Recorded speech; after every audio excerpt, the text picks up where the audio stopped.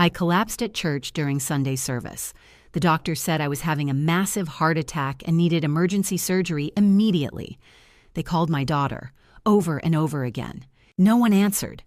3 days later, when I woke up surrounded by beeping machines and IV tubes, the first thing I saw wasn't my family's worried faces.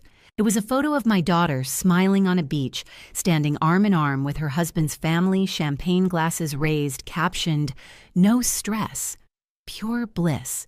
That's when I realized they weren't ignoring me by accident. They had already chosen to live without me. And when she finally came back, everything had changed. My phone was filled with 47 missed calls, all desperate, all too late. Before we begin, if stories about family boundaries and quiet strength resonate with you, please take a moment to like this video and subscribe to the channel. I'd also love to know where you're watching from. Your city or country matters more than you think. And for clarity, some details in this story have been fictionalized for educational and narrative purposes. Any similarity to real individuals or situations is coincidental, while the message is meant to be reflective and meaningful. The morning sun filtered through the stained glass windows of Grace Community Church, casting colored patterns across the wooden pews. I'd been coming here for 30 years, first with Philip, then alone. That Sunday morning in late July, I sat in my usual spot, third row on the right, with Geneva beside me. Pastor Kendall was midway through his sermon when I felt it. A tightness in my chest, like someone had wrapped a band around my ribs and was slowly pulling. I shifted in my seat, trying to ignore it. Just tension, I told myself. Stress.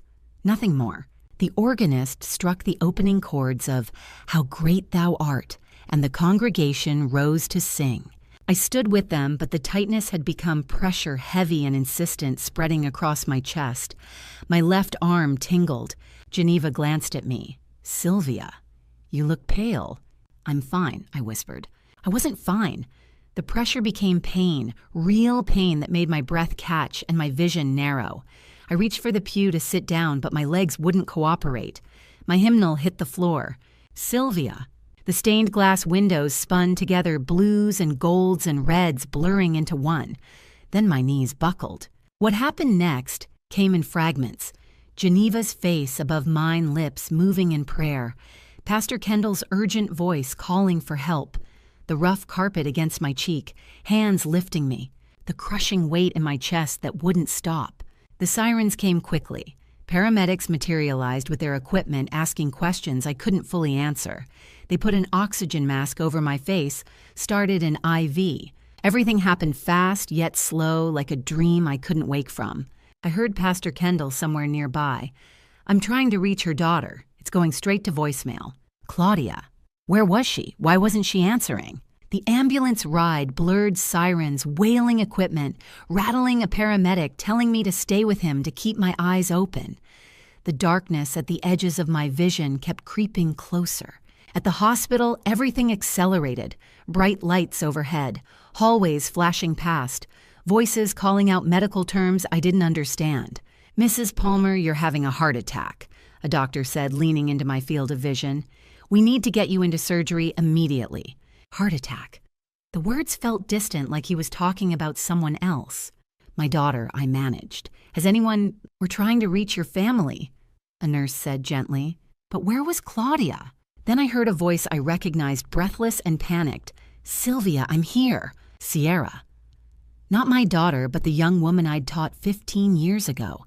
She appeared beside the gurney, face pale but determined. "I'm her emergency contact," she told the nurse without hesitation. It wasn't true, but no one questioned it. "What do you need me to sign?" The nurse handed her papers. Sierra's hand shook as she wrote, but her voice stayed steady. "You're going to be okay. I'm not going anywhere." They wheeled me toward the operating room. Sierra walked alongside, holding my hand through the railing. "Claudia," I whispered. Something sad and angry flickered across Sierra's face. "Don't worry about that now. Just focus on getting through this." The operating room doors swung open. Sierra had to let go. The last thing I saw was her face in the small window, watching me disappear into that bright, sterile space. The last thing I thought as anesthesia pulled me under was a question that would haunt me. Where was my daughter? The surgery took 6 hours. I wouldn't know that until much later. I wouldn't know that the hospital had called Claudia's number 47 times over the next 3 days. I wouldn't know that Sierra slept in an ICU chair refusing to leave. All I knew was darkness, and then nothing at all. When I opened my eyes again, 3 days had passed. The first face I saw wasn't the one I expected. The beeping was the first thing I heard. Steady, rhythmic, mechanical. Then I felt the tube in my throat, not painful, exactly, just wrong, foreign. My chest ached with every shallow breath. I tried to open my eyes, but my eyelids felt weighted like someone had sewn tiny stones into them. When I finally managed to force them open, the world came into focus slowly. White ceiling tiles, fluorescent lights humming overhead, the sharp antiseptic smell of a hospital. Machines surrounding me, their screens glowing with numbers and wavy lines I didn't understand. And Sierra slumped in a chair beside my bed, her head tilted at an uncomfortable angle, dark circles under her closed eyes. Sierra, not Claudia. I must have made a sound, a whimper maybe, or a gasp, because Sierra's eyes flew open. For a moment she looked disoriented, like she'd forgotten where she was. Then her gaze locked on mine and her whole face transformed. "You're awake." She was on her feet, instantly reaching for my hand. "Oh, thank God, you're awake." I tried to speak, but my throat was too dry, the words catching somewhere between my chest and my mouth. Sierra saw me struggling and pressed the call button. "Don't try to talk yet," she said gently. "Let me get the nurse." A woman in scrubs appeared within moments, young, with kind eyes, and her hair pulled back in a neat bun. Her name tag read Kimberly. "Well, hello there, Mrs. Palmer." She said, her voice warm despite the clinical efficiency of her movements. She checked the machines, adjusted something on my IV, shone a light in my eyes. "Welcome back. You gave us quite a scare." She removed the breathing tube carefully, and I coughed my throat raw. Someone Sierra held a cup of water with a straw to my lips. The water was the best thing I'd ever tasted. "What?" My voice came out as a croak. "What happened?" "You had a heart attack, dear." Nurse Kimberly said, her tone matter-of-fact but not unkind. "At church Sunday morning. They brought you in for emergency surgery. You've been unconscious for 3 days. 3 days." The number felt impossible, like a gap in time I'd never get back. "Your heart is stable now," she continued, making notes on a tablet. "Dr. Lawson will be in shortly to explain everything, but the surgery was successful. You're going to be okay." The relief should have overwhelmed me, but all I could think about was the empty chair on the other side of my bed, the chair where my daughter should have been sitting. My daughter. I managed my voice, still hoarse. "Claudia. Where is she?" Something shifted in Nurse Kimberly's expression. Her professional warmth dimmed slightly, replaced by something that looked like sympathy. Or maybe pity. "We tried calling your family many, many times, dear," she said carefully. "Left messages. Called repeatedly over 3 days." The words landed like stones in my chest. Sierra squeezed my hand. "The hospital called," she said quietly. "A lot. No one answered. But they must have gotten the messages." I heard myself say, even as a cold feeling spread through my stomach, "Their phones must have been off, or maybe there was an emergency. I'm sure they had their reasons," Sierra said, but there was something in her voice I couldn't quite identify. Something sad and angry all at once. Before I could ask more, the door opened and a man in a white coat entered.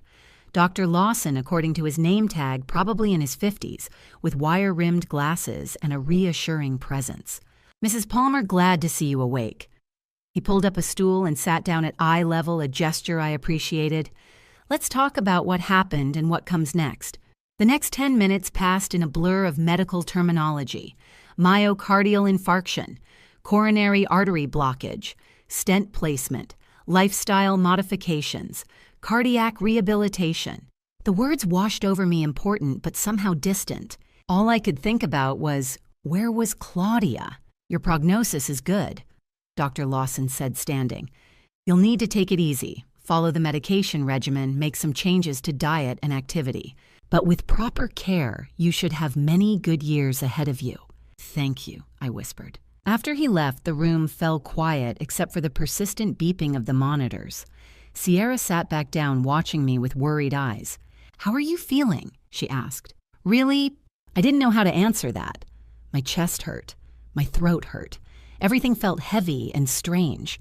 But more than the physical pain was the growing hollowness in my stomach, the question I couldn't stop asking. "Can you check something for me?" I asked Sierra quietly. "Can you check if Claudia knows I'm here?"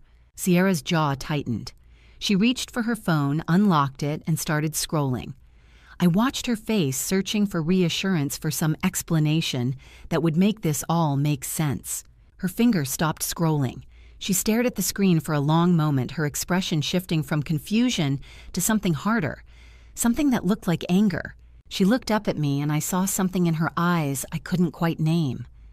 Pity, anger, both. "Sylvia," she said softly, holding out the phone toward me.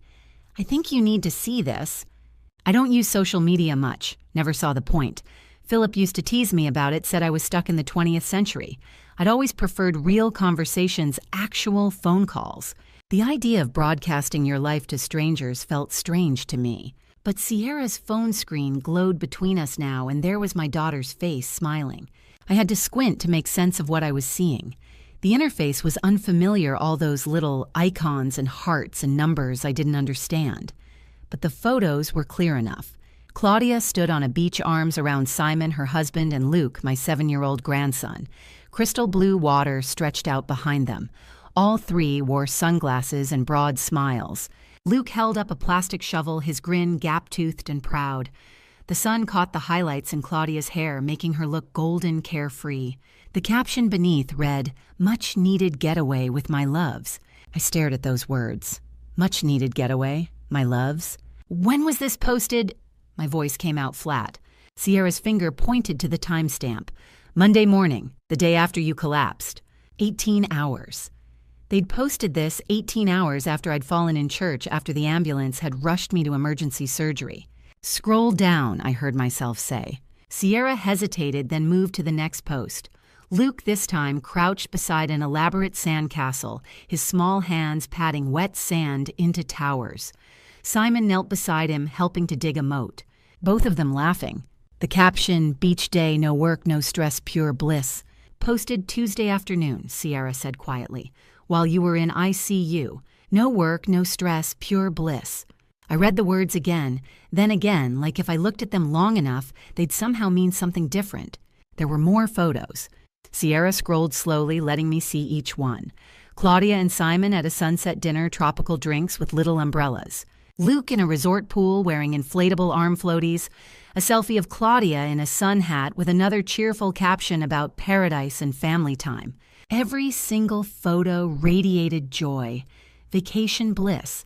Not a hint of worry or concern, not a shadow of doubt. They knew. That's what kept circling through my mind like a skipped record. They had to know. The hospital had called many, many times, the nurse had said, left voicemails, sent messages.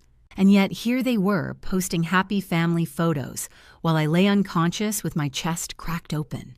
"They have cell service." I said the words coming out strange and disconnected. "To post these, they have service." "Yes," Sierra said. "So they got the messages." "Yes. And they just..." I couldn't finish the sentence, couldn't make my mouth form the words. "Stayed. Chose the beach over me. Chose those umbrella drinks and that perfect blue water over their mother, their grandmother lying in a hospital bed." I looked at Luke's face in the sandcastle photo. My grandson, 7 years old, all bright eyes and missing teeth and complete innocence. He didn't know. Of course he didn't. He was a child building castles, splashing in pools, having the vacation of his life. How could he know that back home his grandmother had nearly died? But Claudia knew. Simon knew. Sierra was watching me, her jaw tight with anger on my behalf. I can't believe she would... I held up my hand. I needed a moment. Needed to breathe through the crushing feeling in my chest, and this time it had nothing to do with my heart. I went back to that second post, read the caption one more time. No work, no stress, pure bliss. The realization settled over me slowly, heavy as a wet blanket. I was the stress. I was the thing they'd needed a vacation from. That's why they'd gone in the first place, wasn't it? Not to celebrate something special, just to get away from me. From the mother who called too often, who asked about Luke's school events, who wanted to be included in their lives. I'd become a burden, an obligation, something to escape. Sylvia. Sierra's voice was gentle. I handed the phone back to her and closed my eyes, but I couldn't unsee those images. My daughter on that beach, that brilliant smile. My grandson building sandcastles, his whole world perfect and uncomplicated. And me alone in this hospital bed, tubes and wires keeping me alive, while my family chose paradise. When had I become someone worth leaving behind? Lying there in that hospital bed, I couldn't help but remember another hospital room. Another time my daughter wasn't there when I needed her most. The pain medication made me drowsy and memories surfaced like ghosts. 2 years ago, had it really only been 2 years, it felt like a lifetime. Philip, my husband of 40 years in a different hospital bed. Different walls, but the same relentless beeping of machines. The same antiseptic smell. The same weight of waiting for the inevitable. He'd been sick. I won't say with what it doesn't matter now. What matters is that he was dying and I'd called Claudia to tell her it was time. "Honey, you need to come," I'd said, trying to keep my voice steady. "It's time to say goodbye to your father." Her voice on the phone had been distracted. I could hear keyboard clicking in the background. "Mom, I have a huge presentation tomorrow. Career-defining. I've been working on this for months. I don't think he'll make it past your presentation." A pause, then defensive. "Don't guilt-trip me. I'll drive up this weekend, Saturday morning." "Please, Claudia, he's asking for you. Dad will understand. He always understood about my career." She'd hung up, and I'd sat there alone with Philip, holding his hand, watching him slip further away. Thursday night, he grew weaker, drifting in and out of consciousness. Each time he woke, he asked the same question, "Where's our girl?" And each time I lied. "She's coming soon, honey. She'll be here." Friday morning, 6:47 a.m. The numbers on the clock are burned into my memory. Philip took his last breath with me, holding his hand, and a nurse standing respectfully nearby. But no Claudia. She arrived Monday afternoon. The funeral was Tuesday. She came straight from the office, still wearing her work clothes, a charcoal suit and heels that clicked on the funeral home floor. At the service, she was composed, appropriate. People commented on how well she was holding up. "Your daughter is so strong," they'd said. I'd thought she wasn't here for it. After the funeral, she stayed exactly 2 days. She'd come to me Wednesday morning. "I really need to get back, Mom. Simon needs me at the office." "You'll be okay, right? You're strong." Strong, that word again. She'd left that morning and I'd handled everything alone. The paperwork, his belongings, the endless questions about bank accounts and insurance policies, the crushing silence of coming home to an empty house. I'd told myself even then that people grieve differently. She was busy, she was building a career, she'd come around. 2 years later, she never had. The visits grew shorter, the phone calls less frequent, holidays became obligations she tried to avoid. And I kept making excuses for her, kept believing that the daughter I'd raised was still in there somewhere, just temporarily buried under deadlines and presentations. But she wasn't. This was who Claudia had become. Maybe this was who she'd always been, and I'd just refused to see it. The nurse came in, then pulling me back to the present. Her name tag said Kimberly, the same kind one from earlier. She adjusted my IV, checked the monitors. "How's the pain?" she asked. "Manageable." I said, though, I wasn't sure which pain she meant. The physical one in my chest or the older, deeper one that had been there for years. After she left, I lay there staring at the ceiling tiles, connecting the dots I'd refused to see before. 2 years ago, Claudia had chosen a presentation over her father's deathbed. This time, she'd chosen a beach vacation over mine. It wasn't grief. It wasn't coping. It wasn't being too busy or too stressed. It was a pattern, and the pattern was clear. I had never been her priority. In the days that followed, as my strength slowly returned, I found myself remembering. Not just Philip's death, but everything that came after. All the small rejections I'd made excuses for. I'd spent 2 years trying harder. After Philip died, I was terrified of losing Claudia too, so I reached out more, called more often, tried to stay connected to my daughter and my grandson Luke, my 7-year-old grandson who barely knew me. The first year was full of small disappointments I'd brushed aside. Luke's kindergarten graduation. "We can't make it, Mom. Work conflict." I offered to babysit. "We have a nanny," Everything's covered. I asked about family dinners. We're just so busy with Simon's career right now. Then the holidays started shrinking. The first Christmas after Philip died, Claudia came for 3 days. It felt like an obligation, but at least she came. Last Christmas, just dinner. They left right after dessert. This past Christmas 2024, she called 2 weeks before. We're spending the holidays with Simon's parents this year. I'd said it was fine. I understood. They needed to split time between families, but deep down I knew. I wasn't part of the rotation anymore. The phone calls changed too. We used to talk every Sunday evening. Then it became monthly. Then sporadic. Sorry, Mom can't talk. I've got to run. When we did talk, she sounded distracted, annoyed, like I was interrupting something more important. I sent Luke birthday cards, no thank you calls. I asked about his school events. Never invited. I requested photos. She forgot to send them. I convinced myself she was overwhelmed. That's what mothers do. We rationalize our children's behavior. I'd spent 2 years justifying her absence. 3 months ago, May, she called out of the blue. Hey, Mom, quick update. We're doing a family trip in July. My heart lifted. Oh, that sounds wonderful. Where are you going? Caribbean resort. Just us and Simon's parents. The phrase hung there. Just us. I wasn't even considered. We really need some quality family bonding time, you know. The implication was clear. I wasn't part of that family. I swallowed the hurt. That sounds amazing. You deserve a great trip. When I hung up, I sat alone in the empty house Philip and I had filled with 40 years of memories. I cried for the first time since his funeral. Even then I told myself not to be clingy. They needed their space. But I knew the truth even if I wouldn't admit it. I'd become the person they left behind. Lying in that hospital bed, I couldn't hide from it anymore. I'd spent 2 years making excuses. Too busy, too stressed, too focused on their own family. But I'd been lying to myself. Claudia wasn't too busy to visit. She simply chose not to. She'd been building a life that didn't include me. Slowly, deliberately. One rejection at a time. The Caribbean trip was just the clearest example. She'd invited Simon's parents, her husband's mother, his father, people she saw at holidays anyway. But not me. Not her own mother. The pattern was undeniable, but I still didn't know why. Why had my daughter pushed me away? Why had I become someone to avoid those answers would come soon enough, and they would hurt worse than the heart attack? While I lay there drowning in painful memories, I became aware of Sierra in the corner of the room. She'd pulled a chair close to my bed, reading a book and checking on me every few minutes. She'd been doing this for 4 days straight. Earlier, Nurse Kimberly had remarked, "That young woman is so devoted to you." I watched Sierra, now feeling grateful but also confused. Why would a former student do this when my own daughter wouldn't? Then the memory came back, 15 years ago, 2010. Sierra was in my 11th grade English class. A quiet kid who sat in the back hood pulled up, slouched down like she wanted to disappear.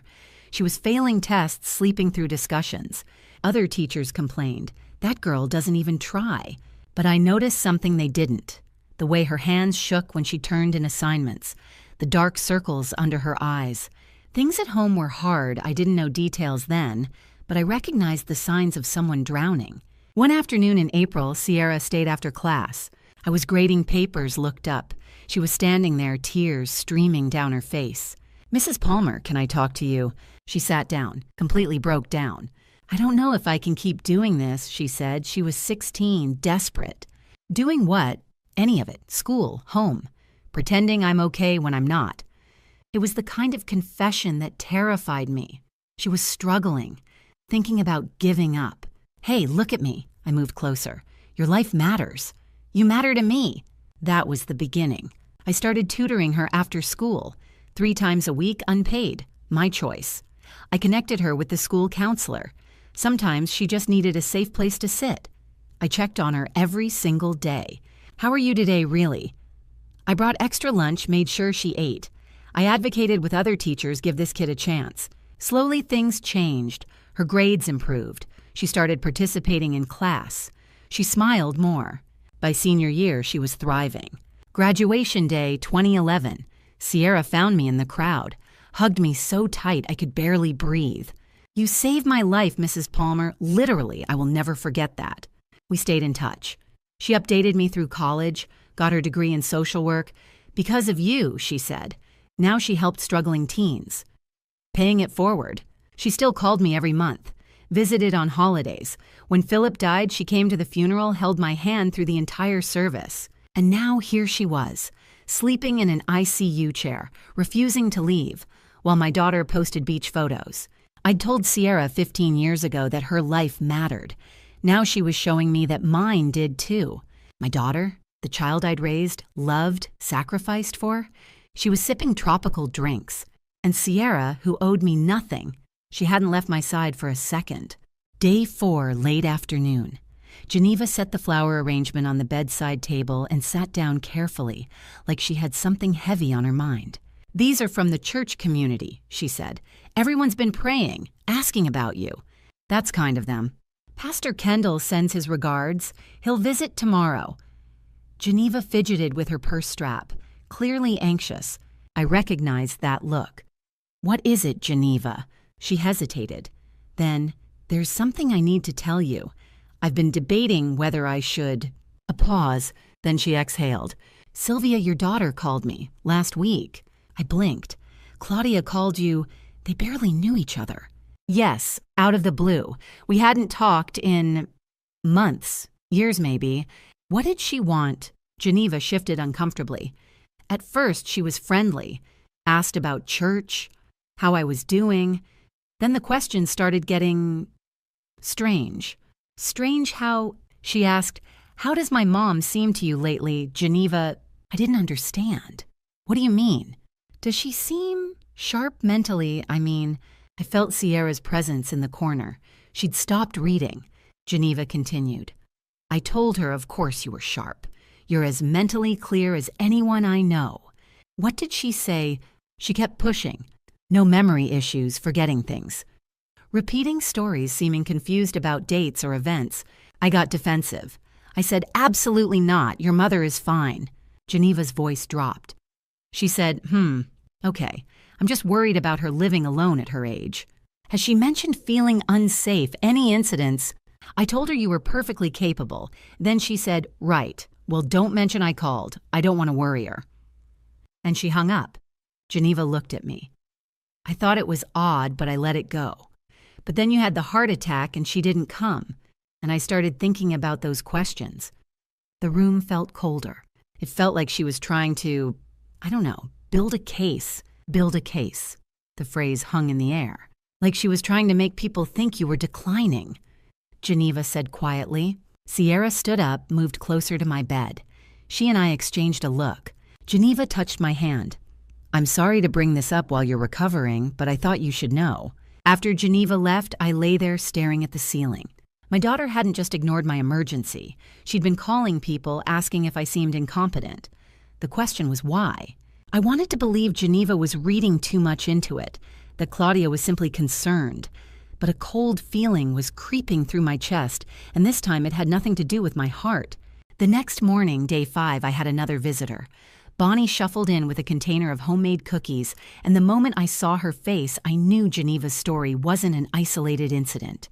Bonnie was 78, my neighbor, for over 30 years. Sweet woman. She'd been watering my plants, bringing in my mail and packages, keeping an eye on the house. Oh my goodness, you gave us all such a fright. She set the cookies on the bedside table. I'm so relieved to see you awake and talking. We chatted about the neighborhood. She'd been checking my mailbox daily, brought the trash cans in last Tuesday. Everything at the house was fine. Then your daughter called me, My attention sharpened. Claudia called you, yes, last week, Tuesday, I think. Same week as Geneva's call. She was asking about you, so thoughtful. We don't talk very often, so it was nice. But she hesitated. What did she ask? Well, she wanted to know if you were okay. Living alone, I mean. She asked if I'd noticed anything concerning. There it was again, the same pattern. Like what?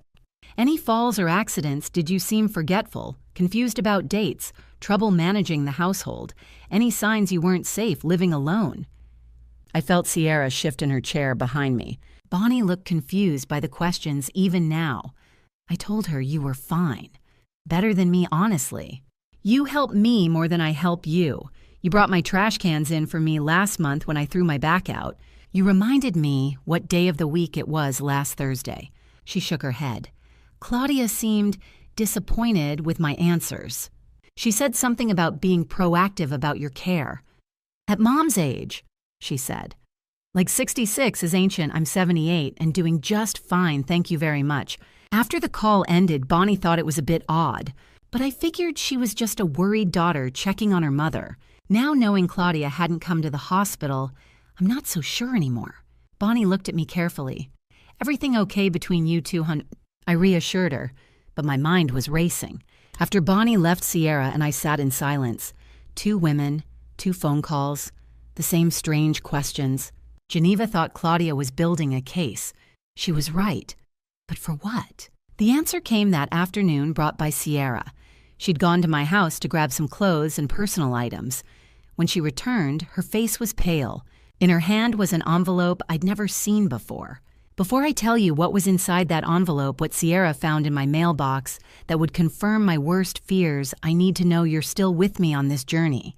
If you think family should show up when it matters most, type 1 in the comments.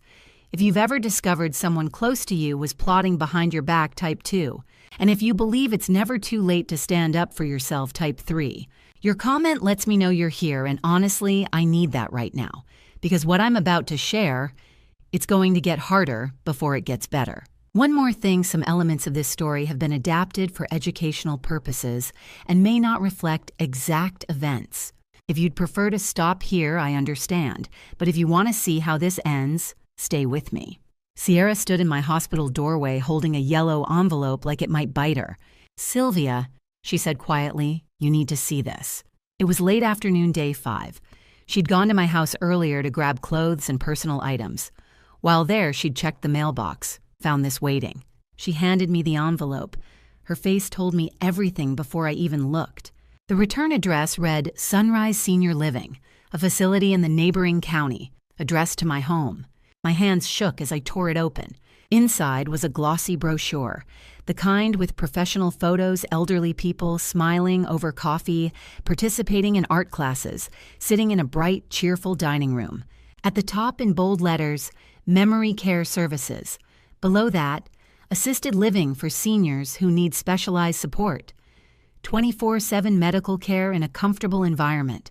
For someone who actually needed help, this place might be wonderful.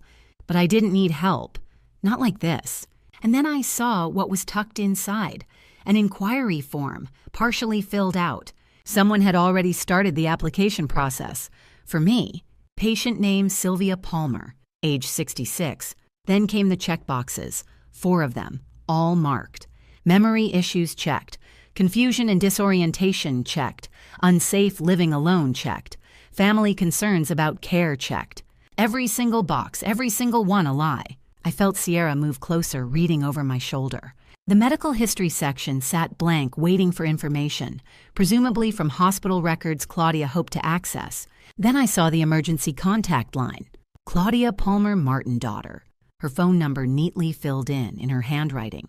The authorization signature line at the bottom blank. I checked the postmark, 5 days ago, mailed 1 day before I collapsed at church. The pieces clicked into place with sickening clarity. Geneva's phone call establishing memory issues. Bonnie's phone call establishing unsafe living alone. This brochure, this inquiry formed the plan.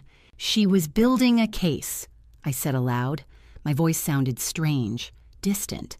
Sierra sat down in the chair beside my bed. "Keep reading." I looked at the bottom of the form. The financial section. Questions about assets, property ownership, insurance policies. Someone Claudia had been inquiring about my house, about Philip's life insurance payout, about my retirement savings, about everything I owned. The realization hit harder than the heart attack. This wasn't about concern for my well-being. This was about control, about money, about getting me out of my house so she could sell it, access my accounts, take what was mine. "She's been planning this for weeks," Sierra said quietly. "Maybe longer." I thought about the Caribbean vacation, scheduled months ago, probably. When I had my heart attack, Claudia didn't see a crisis requiring her presence. She saw an opportunity A medical emergency would strengthen her case. See, Mom literally collapsed in public. She can't handle living alone. Except I hadn't been alone. My church family had been there. Sierra had been there within minutes. Pastor Kendall had called 911. Geneva had held my hand. Claudia had been sipping drinks by a pool. And now she wanted everything. The betrayal felt physical, worse than the chest pain that had dropped me on the church floor. This was my daughter, the child I'd raised. The person I'd defended made excuses for loved unconditionally. She'd been gathering testimonies about my supposed decline, filling out forms with lies, planning to force me into a facility against my will, all so she could take my home, my independence, my life. I stared at that inquiry form, at those checked boxes, at my daughter's handwriting, at that blank signature line, until the words blurred. She needed my signature, or she was planning to forge it. Either way, she'd made her move. Sierra touched my hand. "What do you want to do?" I closed my eyes, then opened them. That night, lying in the darkness after visiting hours ended, I made a decision. Claudia thought she was 3 steps ahead. She'd underestimated her mother. It was time for me to make my move. The next morning, Dr. Lawson cleared me for discharge. Sierra drove me home, not to some small apartment I'd eventually moved to, but to the house Philip and I had shared for 40 years. The house Claudia wanted to take from me. Sierra helped me up the front steps carefully. Inside, everything felt both familiar and strange. The same furniture, the same photos on the walls. But I was different now. She got me settled, arranged my medications, reviewed the doctor's instructions, made sure I had everything I needed. "Are you sure you'll be okay here alone?" she asked, hesitant to leave. "I need to do something," I told her. "Alone." She understood, hugged me, left. That evening, I sat in Philip's old armchair, the one he'd read the newspaper in every morning for decades. I looked around at our life together. Wedding photos, pictures of baby Claudia, Luke as a toddler, 40 years of memories in this house. Claudia wanted to take all of this away, put me in a facility, sell everything we'd built. That wasn't going to happen. I picked up the phone, called Ms. Catherine Brennan, our family lawyer. "Sylvia, I heard about your heart attack. Are you all right?" We talked for a few minutes about my recovery. Then I got to the point. "Catherine, I need to change my will urgently." Her tone shifted. Professional. "What's happened?" I explained, calmly, factually. The heart attack at church. My daughter ignoring 47 calls from the hospital, 47 Catherine. She was on vacation, posting on social media the entire time. Then I found the nursing home inquiry, the phone calls to my friends trying to build a case that I was declining. Ms. Brennan listened, silent. When I finished, she said quietly, "I'm not surprised. Unfortunately, I've seen this before. Adult children sometimes." She paused. "Well, what are my options? We can revise your entire will, set up a trust for your grandson that his parents can't access, disinherit your daughter completely, make charitable bequests. You maintain control until you pass. This is permanent, Sylvia. Once it's done, it's very difficult to reverse. Are you absolutely certain?" "I've never been more certain of anything in my life." "All right, give me 3 days to draft everything." We made a plan. Ms. Brennan would prepare new documents, a trust for Luke with her as trustee, charitable donations to the church, a scholarship fund in Philip's name, youth programs Sierra worked with. Claudia would get nothing. We'd schedule an estate meeting, present it as routine. Claudia would come expecting to discuss her inheritance. The reading would be a surprise. "I'll have everything ready by day 9, Ms. Brennan said. "We'll meet on day 10, Thursday." After we hung up, I sat in Philip's chair for a long time. I felt something I hadn't felt in years. Not revenge. This wasn't about punishing Claudia. This was about protection, about justice, about taking back control of my own life. My daughter had tried to manipulate everyone around me, to paint me as incompetent, to steal my home and my independence. She'd underestimated her mother. For the first time in 2 years, I felt like myself again. Not the woman desperately trying to earn her daughter's love, but Sylvia Palmer, teacher, widow survivor. And I wasn't finished yet. 3 days later, my phone rang. Claudia's name lit up the screen. She'd returned from her vacation paradise, and she had no idea her world was about to change. Day 9. I let the phone ring 3 times before answering. When I picked up, Claudia's voice poured out in a rush of panic that would have been very convincing if I hadn't seen her posts online. "Mom, oh my God, Mom, I just saw all these messages." My voice was calm, controlled. "Hello, Claudia. Are you okay? What happened? The hospital called?" She said the hospital. Singular, not hospitals. She knew it was serious. "I had a heart attack." Silence on the other end. "A heart attack when?" 9 days ago, Sunday service at church. Another silence, longer this time. Then she recovered. "Oh my God, we were out of the country, completely offline." A lie. She'd posted photos online multiple times. Beach shots, dinner photos, clear captions about relaxation in paradise. "Mom, our phones just did not work. No service at all." Another lie. They had international plans. The resort had Wi-Fi. I knew because she'd tagged the location. "How bad was it? Are you okay? Did you need surgery?" Questions now. Too late. I answered briefly. "Emergency surgery. I'm home now." "Surgery. Why didn't anyone contact us?" Here it was. They tried 47 times.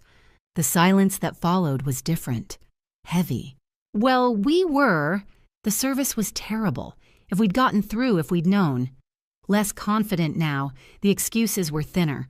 If we'd known it was that serious, I would have come home immediately. You know I would have Mom.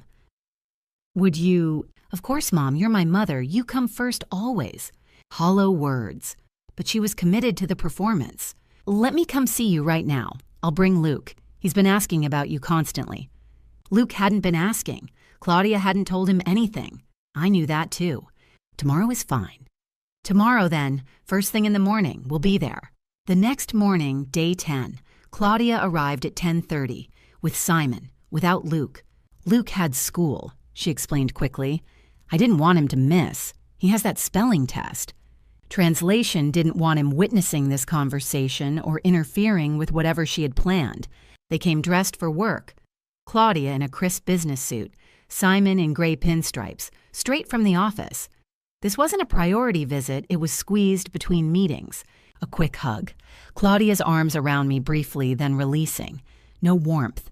"Glad you're feeling better, Sylvia," Simon said with professional politeness. We sat in the living room. They took the sofa. I took Philip's chair. 20 minutes of shallow conversation followed. Claudia talked about the vacation. It was exactly what we needed. The resort was incredible, 5 stars, right on the water. Luke learned to snorkel, and the food, Mom, the food was amazing. She described meals, excursions, the spa, Simon's golf game. Almost no questions about the heart attack. My recovery. How I was managing alone. Whether I needed help. She checked her phone twice. Simon glanced at his watch once. After about 10 minutes of vacation stories, I said, "I need to discuss something with you both." The shift was immediate. Body language changed. They both leaned forward, suddenly attentive. "About my will, my estate. There are some updates that need to happen after this health scare." Claudia's eyes brightened. She tried to hide it. Failed. Simon nodded with rehearsed seriousness. "Of course. That's very wise after a significant health event. Estate planning should always be current.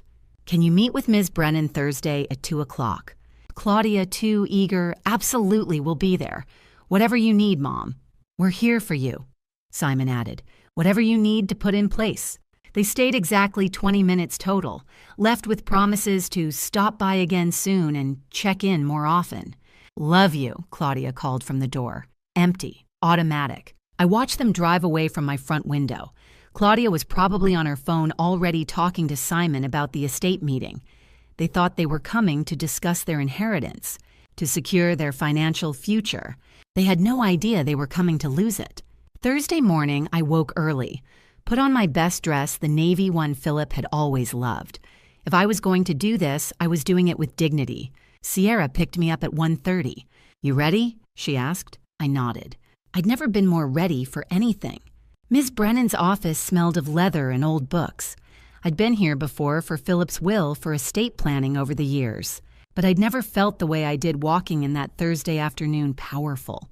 The conference room had wood paneling, floor-to-ceiling bookshelves, and a large mahogany table, surrounded by leather chairs. Professional. Serious. Exactly the right setting for what was about to happen.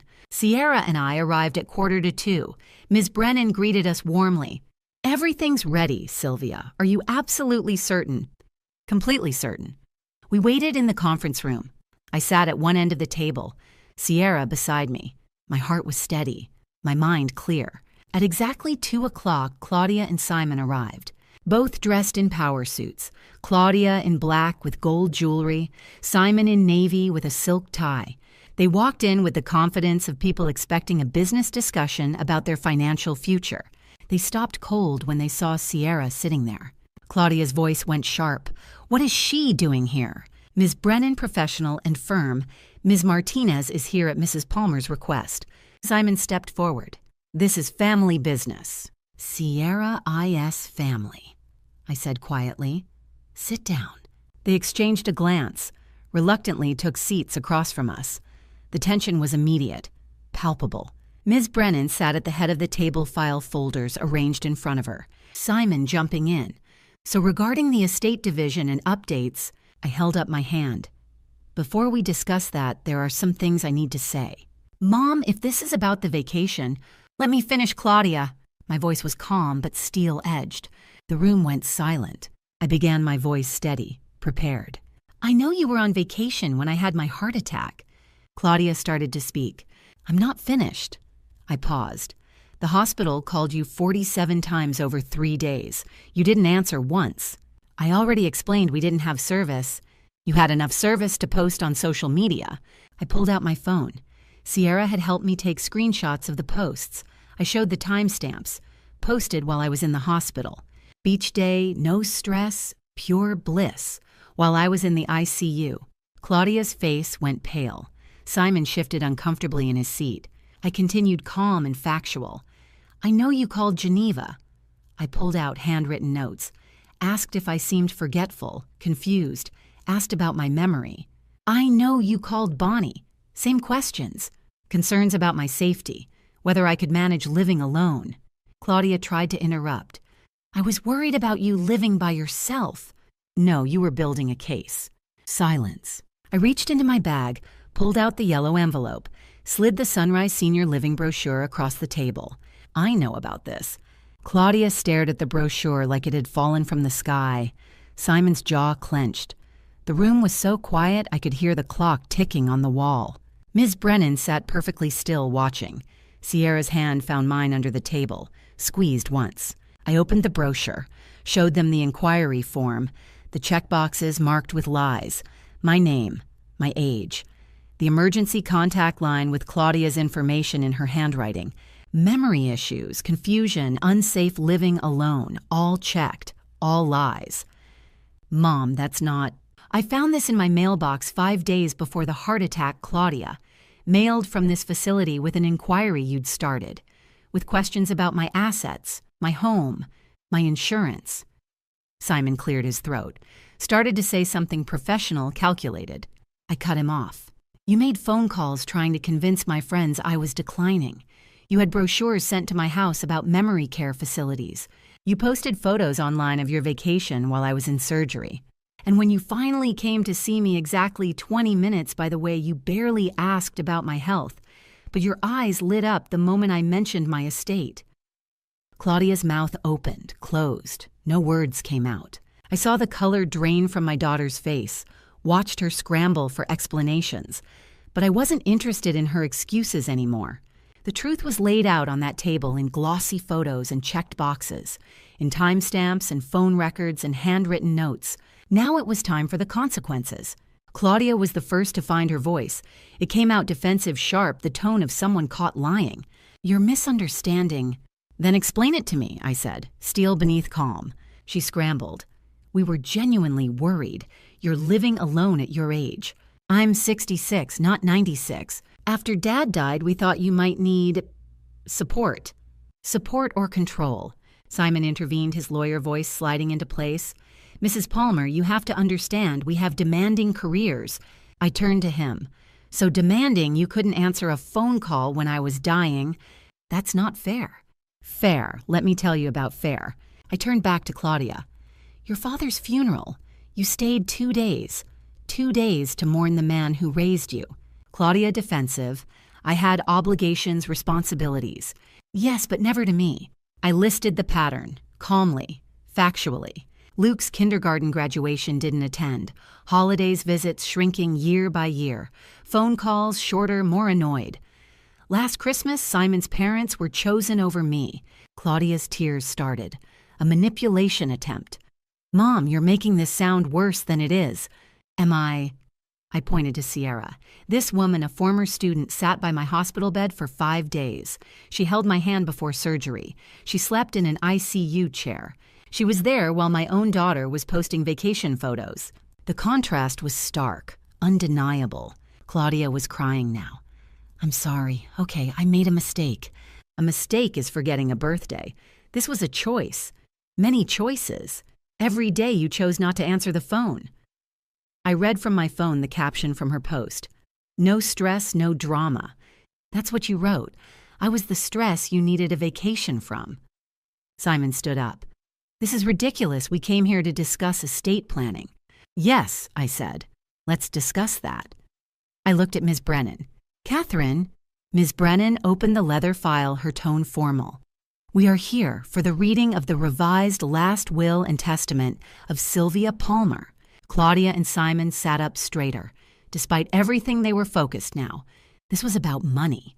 Ms. Brennan began reading the formal legal language. Then she reached the bequests section. To my beloved grandson, Luke Palmer. A trust fund valued at $100,000 designated for educational expenses, only to be managed by Catherine Brennan as trustee, with no parental access until the beneficiary reaches age 18. Claudia started to smile. At least Luke got something and they could control it. Ms. Brennan continued, the funds shall be used exclusively for tuition books and related educational costs. Parents shall have no access, no oversight, and no authority over disbursement decisions until Luke Palmer reaches legal adulthood. Claudia's smile froze. What? Simon said. The trust is protected, Ms. Brennan said. Parents have no access. But Luke is 7, that's 11 years. Exactly, I said. 11 years, you can't touch it. Claudia was doing math in her head. I could see it. $100,000 for Luke. But the estate was worth much more. Her eyes went back to Ms. Brennan's file folders. What about the rest? She asked, her voice thin. Ms. Brennan looked down at the will again. There's more, she said quietly. And I watched my daughter's face as she realized this was only the beginning. Ms. Brennan turned the page slowly, deliberately. She'd done this before, delivered difficult news with professional calm. But I could see a flicker of satisfaction in her eyes. She'd seen families like mine, and she approved of what I'd done. To Sierra Martinez, $50,000 in gratitude for demonstrating the true meaning of family. The room erupted. Claudia jerked upright. Simon leaned forward. Sierra was shocked. Sylvia, I can't... I reached over, took her hand. You deserve it, for being there. Claudia's face, confusion shifting to anger. I could see her calculating. $100,000 to Luke they couldn't touch. $50,000 to a stranger, $150,000 gone. And the rest, Simon demanded. Ms. Brennan continued. To the following charitable organizations. She began listing. Grace Community Church, $100,000. The Philip Palmer Memorial Scholarship Fund, $80,000. County Youth Advocacy Program, $40,000. Claudia was doing math, her face darkening. $220,000 to charities. Total so far $370,000 to everyone else. Simon's voice was tight. That's most of the estate. Mrs. Palmer retains $80,000 for personal use and end-of-life expenses, Ms. Brennan stated. Claudia shot to her feet. The chair scraped against the floor. This is insane. You can't do this. Ms. Brennan, cold and professional, I assure you Mrs. Palmer is well within her legal rights. She's clearly not thinking straight. She just had a heart attack. Ms. Brennan pulled out a document. Dr. Lawson performed a comprehensive mental evaluation last week.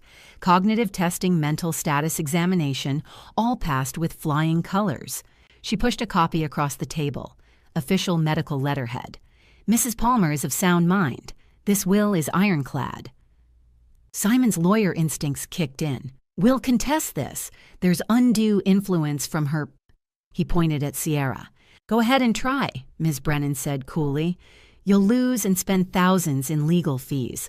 This will was carefully drafted, properly witnessed, and Mrs. Palmer's capacity has been documented in writing. Claudia's voice went shrill. All this over one vacation. You're punishing us for one mistake.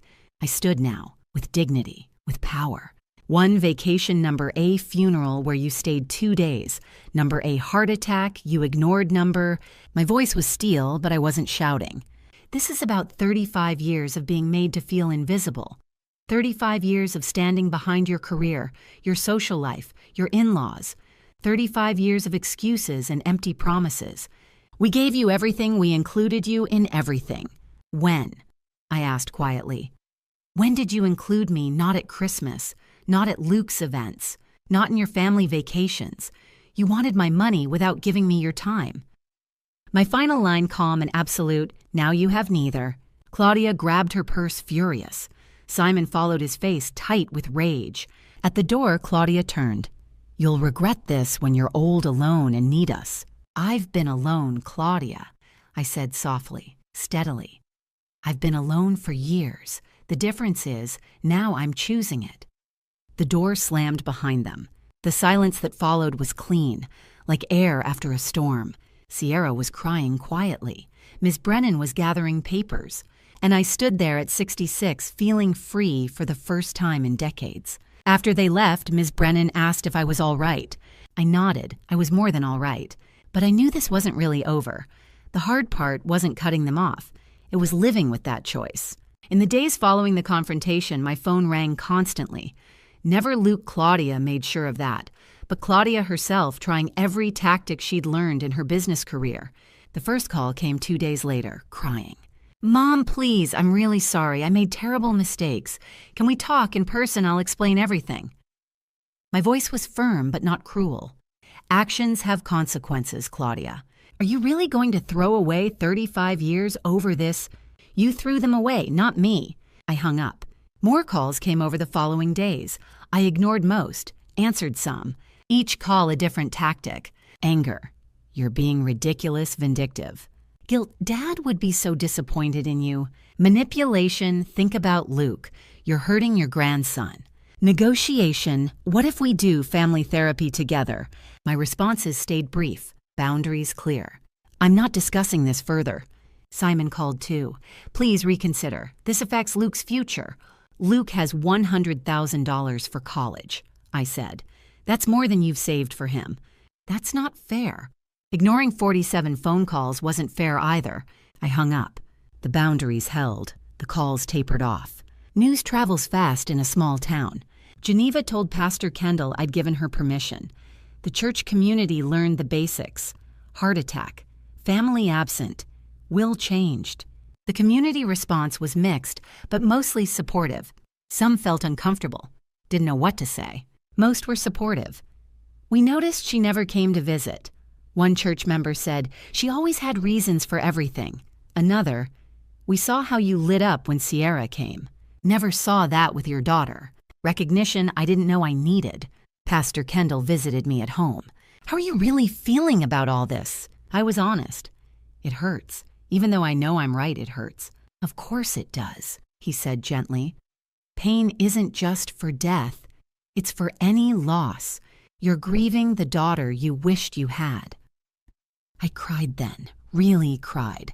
The first real tears since the confrontation. The community rallied around me, brought meals, mowed my lawn, offered companionship. Sierra visited every day, helped with my recovery exercises. Physical therapy was progressing well. My heart was healing slowly. By week 3, I made a decision. I listed the house for sale, too big, too many memories. I need a fresh start. I found a small apartment near Sierra, near the church. 1 bedroom, manageable, affordable. The moving process was healing, sorting through Philip's things, my things, learning to let go. Some items went to charity, some to Sierra, some I kept. Week 4, the house sold quickly. Good market. The money went into my estate, most already designated for charities and Luke's trust. I kept my $80,000. Moving day came. Sierra and friends from church helped. The apartment was small but cozy. It felt like home immediately. Less to clean, less to maintain, more freedom. Geneva came by with a housewarming gift. "You look lighter," she said. I realized I was. 1 month after the confrontation, I was sitting in my new apartment drinking tea when someone knocked. I opened the door. Sierra stood there holding someone's hand. Someone small. Someone I'd missed every day. Luke looked up at me with Philip's eyes, those warm brown eyes I saw every time I looked at my grandson. "Hi, Grandma," he said shyly, and my heart, which had been through so much, felt like it wanted to burst. I knelt down carefully, my heart still healing, and pulled Luke into my arms. He smelled like grass and sunshine and childhood. When I looked up at Sierra through tears, she was smiling. "I missed you so much, Grandma," Luke said into my shoulder. "I missed you too, sweetheart, so much." Sierra explained, sort of. "He kept asking about you. I thought, well..." She trailed off. Whether Claudia knew or permitted this visit, neither of us said. I didn't ask. We spent the afternoon together. Cookies I'd baked that morning, stories, coloring books spread across my small kitchen table. Luke told me about school, his friends, his swim lessons. Then he pulled something from his backpack. "I made this when you were sick. Mom said she'd give it to you." A drawing, stick figures. "Get well, Grandma, I miss you," in wobbly child handwriting. My heart broke and healed at the same time. "She didn't give it to you?" Luke asked, confused. "She must have forgotten, honey, but I have it now." I put it on the fridge immediately, where it belonged. Luke looked around the apartment. "This is your new home." "It is. Do you like it?" "It's cozy," he said. Philip used to say that, my heart squeezed. 3 hours passed. Games, snacks, laughter. As Sierra prepared to leave, Luke asked, "Can I come back?" I looked at Sierra. She nodded. "Yes, I'll make sure of it." After they left Sierra and I sat in silence. "Thank you," I said. "He's your grandson," she said simply. "You deserve to be with him." We didn't discuss what Claudia might think. Some things are worth fighting for. That was 6 weeks ago. Luke has visited 3 more times since then. It's been 3 months since the heart attack now. October 2025. My physical health has improved significantly. Daily walks, gentle exercise, careful diet. Dr. Lawson says my recovery is remarkable for someone my age. My mental health is better than it's been in years. I've established new routines. I volunteer at Sierra's youth advocacy program twice a week, helping struggling teenagers. Full circle. I share my story modified about resilience, about choosing yourself. Church activities continue. Sunday services, Wednesday volunteering.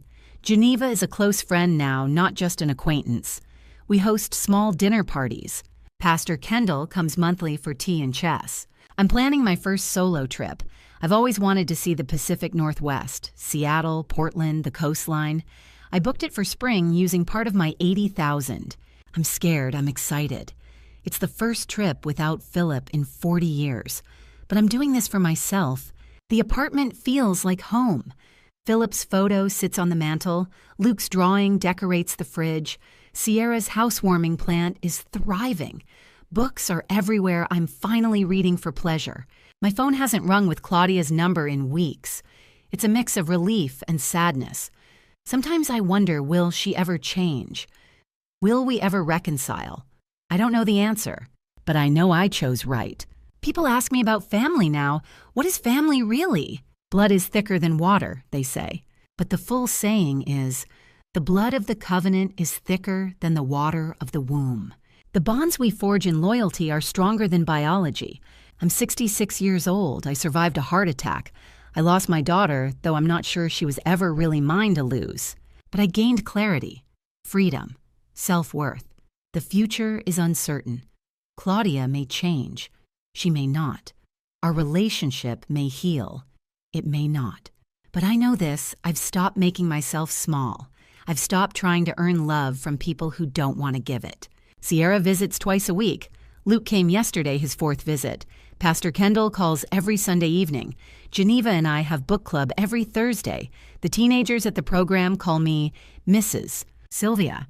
And there's a plane ticket sitting on my desk, leaving in 2 weeks, my first solo adventure in 40 years. It's terrifying, it's exciting, it's mine. People say it's never too late to start over. I hope they're right. Because at 66, I'm finally learning who I am when I'm not trying to be what others need. And you know what? I think I'm going to like that person. And to you listening to this story, remember, this God places people in our lives for a reason.